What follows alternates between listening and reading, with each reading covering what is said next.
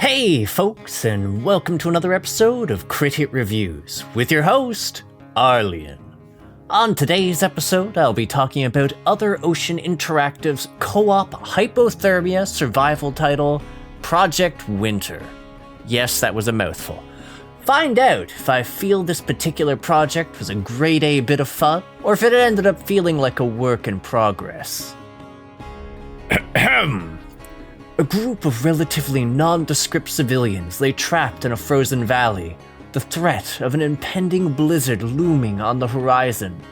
What's worse, they need to brave that harsh environment to find the equipment they need to make their escape, while members of their own group conspire against them, sowing the seeds of destruction so there's no survivors to tell the tale.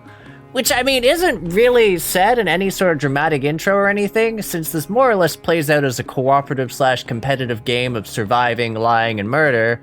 But hey, that's the premise. And, that was also me cramming in a decent summary of the game. Anywho, as a strictly multiplayer experience, Project Winter takes you and up to 7 friends or strangers, and then throws them into the middle of a frigid wasteland with little more than your fists and a homely little cabin that serves as your hub. It's a pretty nice cabin, since things can't kill you inside it, and it comes also with a state-of-the-art crafting station and stove, and there's also a fire in it, so you can even warm your tired bones. But you're gonna have to wander quite a bit, given that scrounging materials and exploring bunkers plays a key part in gaining the equipment you need to survive, as well as repairing key objectives in your escape. And I'm not kidding about the wilderness being unforgiving here, since not only will you be dealing with such direct threats as animal attacks, alongside the gradual attrition of hunger and the cold, both of which reduce your maximum current health if left unchecked, and make you far more vulnerable in general. Oh no, see, things get really fraught when you're always just a few steps away from becoming isolated, since voice chat in the game is based on a localized area around you, unless you're lucky enough to find a paired two-way radio, or, craft some. When you factor in there's random events like, say, blizzards, which drastically reduce the ability of survivors to see, their warmth, and even their ability to communicate with others, it can actually get genuinely anxiety-inducing when you suddenly can't hear anyone else. That said, perhaps the most dangerous element of all resides within the game's role systems.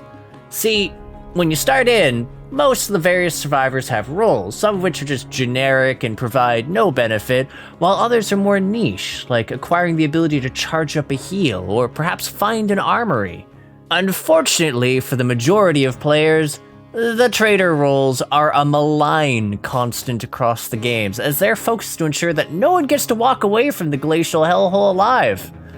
Not only are they innately aware of who each other are, they also have access to unique resources through the trader crates, which enable them to gradually outstrip the normal survivor roles, not only through just readily accessible gear, but also vis-a-vis just increases their stats, which allow them to become monstrously powerful. Still, if players are diligent, they can protect themselves from the traders, not only through the application of a lot of violence, but also by the virtue of exiling those players, essentially barring them from the creature and mechanical comforts of the base. Sure, a non-trader can be voted out, and there will be a greater risk of starving or freezing to death, but these things happen. The inherent distrust of this situation, however, is only exacerbated by the fact that the game has a rather nasty time limit at play, which will often necessitate that the group split apart so they can get the necessary resources to not only advance, but also feed and heal themselves, especially since players aren't given the exact location of their mission objectives, but rather relative areas that they exist in. Should the 30-minute timer run down, all living players will find themselves subjected to a never-ending blizzard, which even the cabin provides no shelter from, and which never ends, effectively serving as a death sentence for any survivors still roaming the map. Now, for a game about betrayal and the cataclysmic ruin brought about the unrelenting fury of nature, Project Winter has a fairly relaxing soundtrack, though not the most varied. That said, it has some rather lovely bits of ambience and sound effects that really help to just sell both the desolation of the area, as well as ensuring that both events and creatures can inspire an adequate amount of dread when you hear their sound cues. Visually, Project Winter's fairly nice to look at, and I was rather fond of some of the subtle details, like the snow tracks you leave behind while wandering around, even if they lead people to stalking and murdering you. That said, my favorite aspect of what I was looking at was the options you have for making yourself a bit more personalized. In my case, this mostly meant making myself look derpy, if only so folks could murder me and then wear my stupid outfit. So, sort of fun in a really perversely weird and morbid way. Which also makes the event where you briefly lose your mind and turn into identical looking wabbits sort of dangerous and silly at the same time, since you suddenly can't tell anyone apart despite their customized outfits.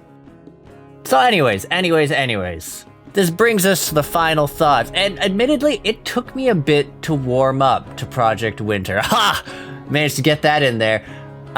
In part because there are some stretches of time where the servers are far less active.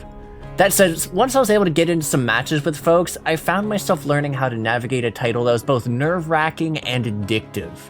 Also, I got to discover that I was pretty damn terrible at this game. Not that it stopped me from throwing myself through round after round.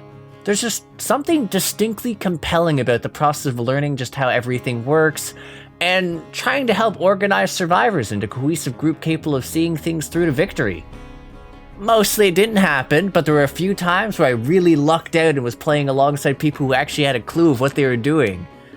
I'm definitely a better survivor than a traitor though. Like, my only traitor match ended absolutely terribly. Anyways, I suppose what I'm saying is, Project Winter is a hit in my book.